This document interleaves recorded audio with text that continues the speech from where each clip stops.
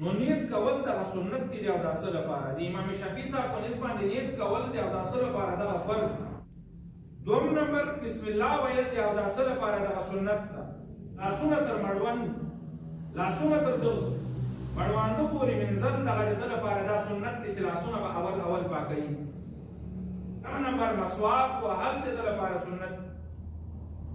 نبی علیه الصلاة والسلام فرمایلی دي چې د مسواک کولو په وجه سره چې الله رب العزت رضا ملاویږي او بل د انسان د خلو صفایي کول کیږي.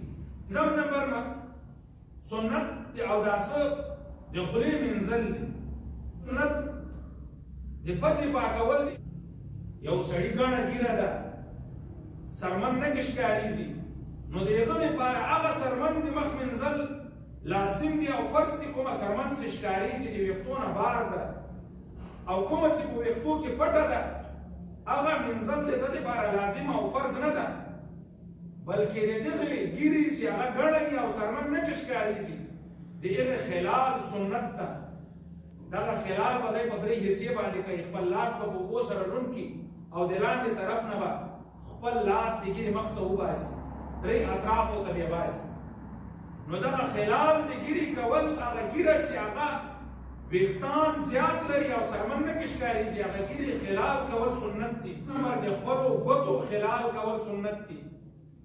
یو انسان د پښې پاکوي نو د پښو په منځ کې که چیرې پښې یو مخ سره نښتې د بعضې خلکو دغه ګوتې ډېرې مضبوطې سره زمسوي سره نښتې نو اینې اوبه نه داخلېږي بیا خو دغو ګوتو ته د ننې اوبه داخلول دغه لازم دي فرض دي.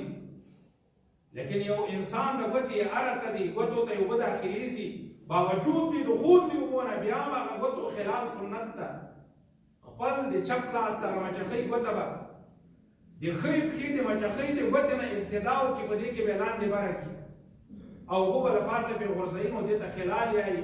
تر چپې پښې د مچخۍ ګوتې پورې به دی حد دغه کار وکړي او خپل ګوتې به د پښو په منځ کې دغه خلال وکړي. دغه خلال د ګوتو دغه سنت ده. او نمبر سنت هر اندام درې وارې منزل سنت دي. لسم نمبر د پر سر مسح کول دغه سنت ده چې پر سر باندې انسان مسح وکړي. څلورمه حصه د سر مسح دغه په فرض کې داخل ده. که د څلورمې حصې نه کم سر مسح یو انسان وکړل او داسې قابل قبول نه ده. یولسم سنت د غوږو مسح کول دغه سنت دي. دولسم په ترتیب سره اودس کول سنت دي.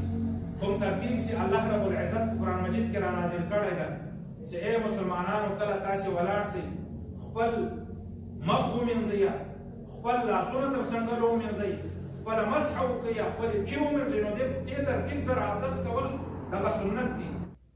او دیارلسم سنت دغه ده چې د یو اندام نه وروسته بل اندام فورا منزل دغه سنت دي. سنت طریقه دا ده چې یو اندام نه فارغه شوې د منزلونه هغه نه وروسته به بل اندام شروع وکړه هغه نه فارغه شوې بیا بل اندام هغه نه فارغه شوې بیا بل داسې په ترتیب سره مسلسل اودس کول دغه سنت دي. نو دغه دیارلس طریقې په اوداسه کې سنت دي.